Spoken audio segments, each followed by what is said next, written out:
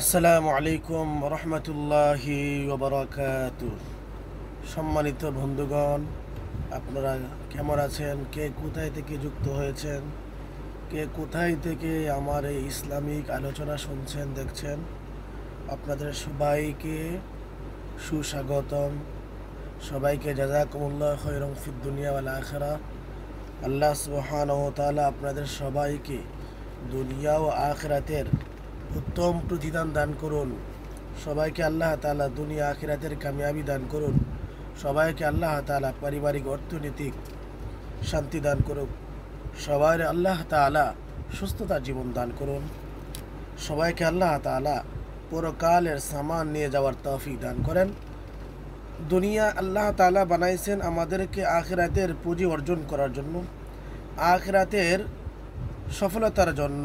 দুনিয়া আল্লাহ তাআলা বানাইছেন, দুনিয়ার মধ্যে আমাদেরকে প্রেরণ করেছেন যেন আল্লাহ তাআলার হুকুম নবীজি সাল্লাল্লাহু আলাইহি সাল্লামের তরিকা অনুযায়ী চলে, নবীজির তরিকা অনুযায়ী মেনে আল্লাহ তাআলার পথে চলে যেন আমরা আখিরাত কামাইতে পারি, জান্নাতের পথ চলতে পারি, জান্নাতে কামাইতে পারি। এই জন্য আল্লাহ তাআলা আমাদেরকে কি করেছেন?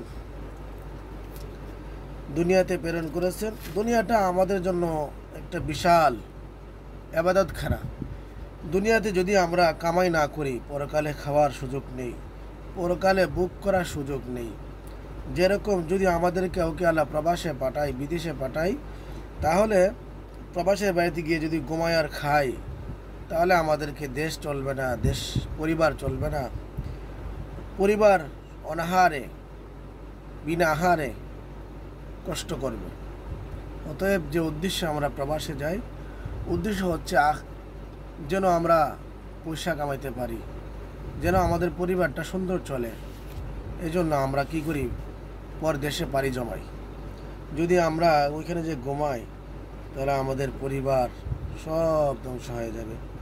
ঠিক তদরূপ আল্লাহ তাআলা আমাদেরকে দুনিয়াতে পাঠাইছেন যেন আমরা আখিরাত কামাইতে পারি, আখিরাতে সুখে থাকতে পারি, আখিরাত কামাইতে পারি। আর আখিরাত কামাইতে হলে এই দুনিয়াতে ইবাদত করতে হবে। আল্লাহ তাআলা আমাদের সবাইকে সঠিকভাবে বুঝে শুনে নবীজি সাল্লাল্লাহু আলাইহি সাল্লামের তরিকা অনুযায়ী চলার পথ আল্লাহ তাআলা আমাদেরকে সহজ করে দেন, আমিন। আল্লাহ সবাইর শোনার, বোঝার, আমল করার তৌফিক দান করেন, আমিন। কোন এক নেককার লোক থেকে বর্ণিত আছে, তিনি একবার মানুষের জন্য অশ্বশালা নির্মাণ করে মনে মনে ভাবলেন, আমার এই আমল কি একমাত্র আল্লাহর সন্তুষ্টির উদ্দেশ্য হলো, নাকি অন্য কোনো আকাঙ্ক্ষা এর পেছনে দায়ী?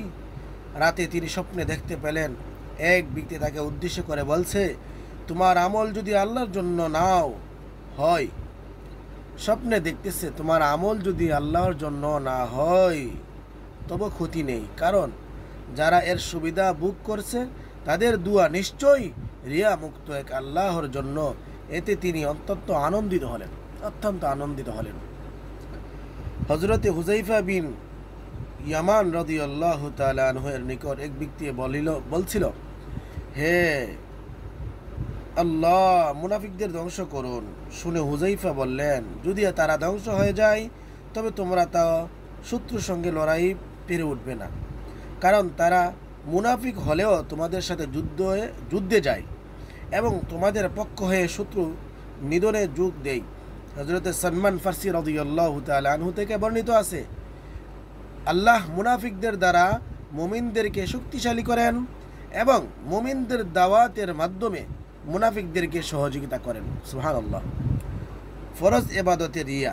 ফকিহ সামারকান্দি রহমাতুল্লাহি আলাইহি বললেন, লোকেরা ফরজ ইবাদত নিয়ে আলোচনা করছিল। কেউ বলল, তাতে রিয়া প্রবেশ করতে পারে না, কারণ তা সমভাবে সকলের উপর ফরজ, সুতরাং ফরজ ইবাদতে কোনোভাবে রিয়া প্রবেশ করবে না। অপরে কেউ বললেন, ফরজ ও অন্যান্য সকল ইবাদতে রিয়া প্রবেশ করে। ফকিহ সামারকান্দি রহমাতুল্লাহি আলাইহি বলেন, আমার নিকট বিষয়টি দু ধরনের। যদি ফরজ ইবাদত পালন লোক দেখানো হয় এবং এমন হয় যে লোক দেখানোর সুযোগ না থাকলে সে উক্ত ইবাদত পালনই করবে না, তবে এ ব্যক্তি পূর্ণ মুনাফিক। এই ব্যক্তি সেই দলভুক্ত যাদের ব্যাপারে কোরআনে এসেছে, ইন্নাল মুনাফিকিনা ফিদ দারকিল আসফালি মিনান নার। অর্থাৎ মুনাফিকদের থাকবে আগুনের নিম্ন স্তরে। মুনাফিকদের শেষ ঠিকানা হবে জাহান্নামের সর্বনিম্ন স্থানে, অর্থাৎ হাবিয়া দুজখে ফেরাউনের বংশের সাথে তার জাহান্নাম হবে। যদি তার বিশ্বাস শুদ্ধ হতো, এককভাবে আল্লাহর জন্য নিবেদিত হতো, তবে সে অত্যন্ত নিরালয় ফরজ পালনে দ্বিধা করত না।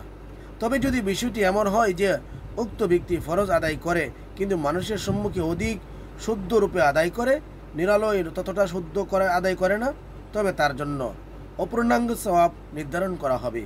মানুষের সামনে লোক দেখানো তার যে বাড়তি প্রেরণা ও উৎসাহ, এর জন্য সে কোনো সওয়াব পাবে না, বরং পরকালে এই ব্যাপারে তাকে পাকড়াও করা হবে।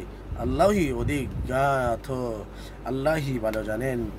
আল্লাহ সুবহানাহু তাআলা আমাদেরকে একমাত্র আল্লাহ রাসূলকে খুশি করার জন্য ইবাদত করার তৌফিক দান করেন, আমিন।